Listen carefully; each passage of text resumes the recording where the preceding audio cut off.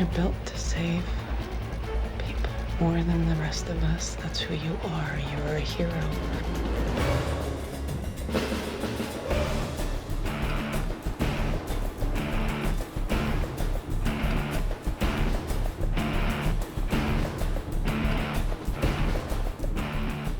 I need you to end this now.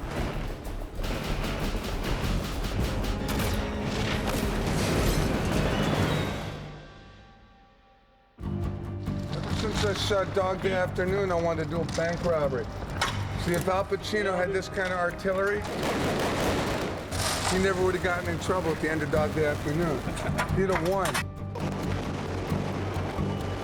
There's a guy named Red, and Red is robbing a bank. And he has a detonator in his hand with 8 pounds of C4 strapped to all of the victims. LA's been a madhouse, and now finally they've asked for Hancock to come out and help them. Hopefully Hancock's going to be able to do his job with a little bit of superhero pride and etiquette. I'm really trying to turn over a new leaf. So I break up a bank robbery. Hancock's flying through the bank, picking them off one by one before Red, our villain, knows what hit him. Coming at him like wild, wild. Call me an asshole. One more time. We're just about to stick Will on the wires for the first time. It's hot and harnessed. It's a bad combo. And what he's going to do, he flies in about 250 feet on these winches and lands hard, bounces, and slides to a stop. But it's quite frightening for Will in that, you know, he's hovering 70 feet in the air. We're trying to give a reality to this film, and the more we can do with the real actor flying through the downtown city streets is great. It's a real environment, and it's going to look real, and that's going to be the difference. Action!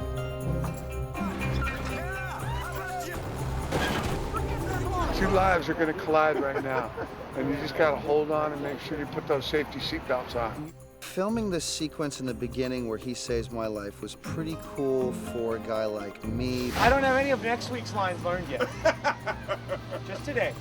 Action! I have never really been invited to take part in anything on this scale, with its effects and its stunts. I don't have a bunch of these great takes in me. I don't know what they're doing.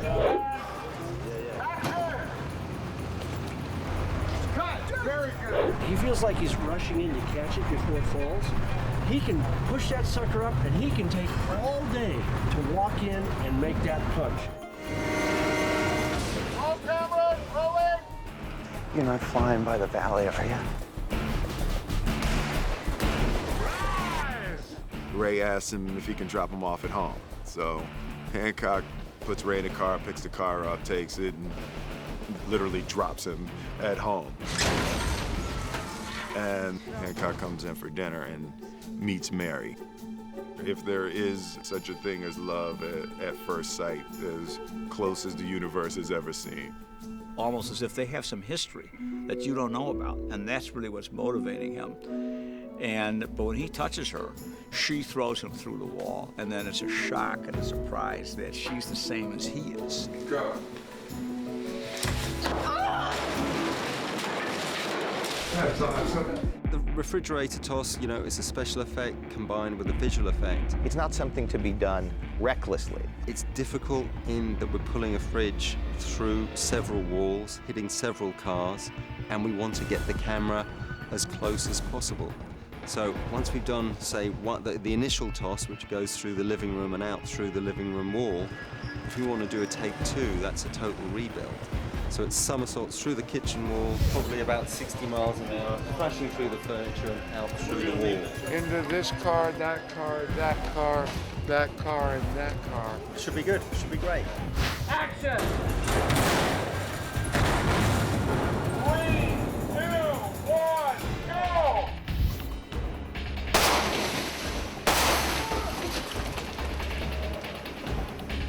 We're back here for a second time because the first time we did it, one of the cars actually misfired, just blew up and shot about 50 feet up into the air. It's a 3-hour changeover, which that's the way it goes. 3, 2,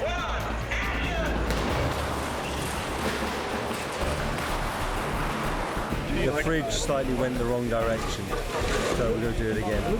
To a degree, it's trial and error. The poor special effects guys have been working all day, testing things, and you know, obviously they're not testing with a wall there, so it slows things down a bit. So we'll get it in the end.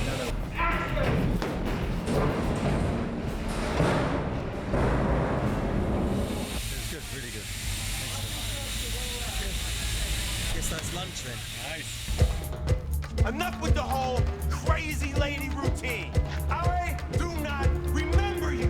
What we decided is that he has no memory, who he is, of any of his experiences. There potentially could be things that he could do that he has no idea that he can do. So what he has knowledge of is flying and extreme physical strength. So those are the only things that he has any conscious knowledge of. And when he comes in contact with Mary, he notices that there's some connection between he and her and the weather. He doesn't know exactly what it is, but he's certain that it happens because of that. And at this point, Mary is sort of a goddess who uses lightning as one of her tools. And Hancock is a god who uses weather as one of his tools. Tornado, there it comes.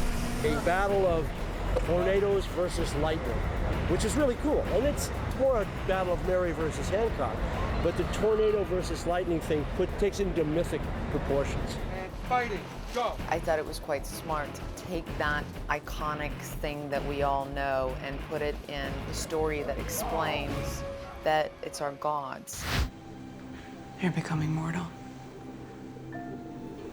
It's us. Being close to each other. What we're doing is a final type of bad guys meet good guys shootout. Action. And there are a lot of different pieces that they have to shoot. We're shooting the whole sequence, which is the final sequence of the film, which is set within a hostel. It's such a big sequence that it's so diverse in its logistics. Well, the hostel scene in the beginning, or in the early stages of pre-production, we considered a practical location, but then as the action grew and there was more fighting and there was more known about the sequence, it became clear that it would be better to build it so we could completely control it, and then we could do whatever damage we needed to the set. Here we go. Ready. 3, 2, 1, action! The hospital set's amazing. It's amazing. Brilliant, brilliant set.